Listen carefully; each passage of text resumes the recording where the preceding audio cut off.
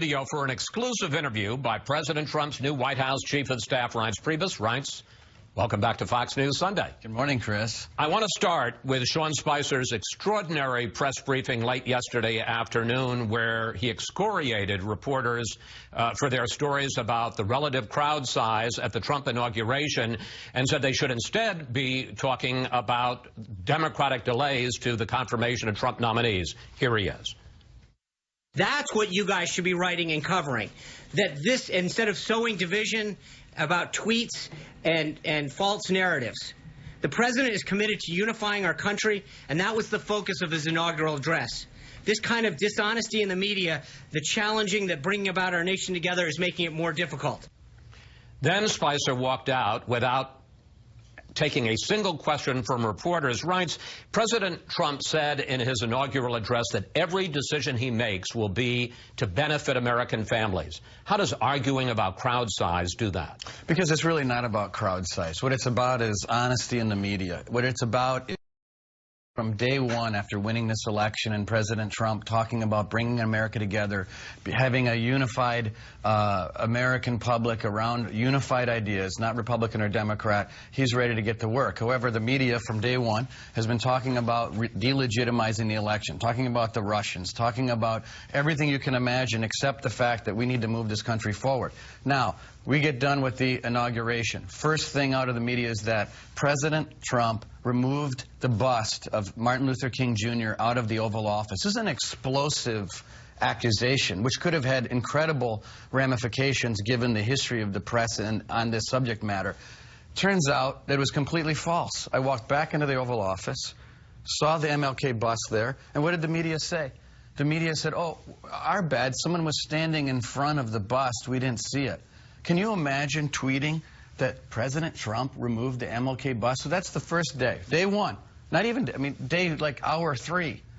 Then the next day, they put a picture, it was a big story, before the speech actually began, showing all of this white space. Wasn't true. The New York Times then put a picture in the middle section showing the fact that the entire mall was completely full. The point is not the crowd size. The point is the attacks and the attempt to delegitimize this president in one day. And we're not going to sit around and take it.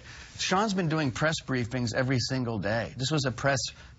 this is his first one at the White House podium. Press update. His first official press briefing for Q&A, and the press can ask him a million questions, is going to be on Monday. You talk about honesty and say that this was about honesty. Well, there's another issue here, though, Reince, and that is the president's honesty, because two things that he said yesterday were just flat wrong, and I want to talk about them. First, crowd size. I'm going to put up, take a look at these pictures. We got monitors here. There's another picture. Let's take a look at those pictures. On the left, you've got the Obama inaugural crowd. On the right, you've got the Trump inaugural crowd. Which one is bigger? Listen, you're also not saying that picture was taken before he was even speaking. I mean, I can take a picture of the mall. I was there in the mall. I mean, let me say, first of all, I think this is a ridiculous conversation. Right. But there were huge areas. He said that there were crowds all the way to the Washington Monument. There was. I was sitting there. Yes, there was. I was sitting there looking. Look, I mean, okay. You know what? Put up the picture again. This is, folks, put up the picture again. You can keep putting the picture up, but I can take a picture. Look, wait a second. I can take an aerial picture right now, Chris. And I can say, look at the difference. If you're not comparing apples to apples, it doesn't matter. I'm telling you that there were huge you can keep telling me what you want to tell me. All right, the point is that instead of talking about the substance of what President Trump You're the ones who did it. said. He could have given it. He could have given it. No, wait a minute. He could have given a news conference yesterday. Talked about the agenda. Talked about the signing, the executive actions he's going to sign. His legislative agenda. He talks about crowd size. Let me ask you about one other. Wait a minute. Wait a minute. Let's back up.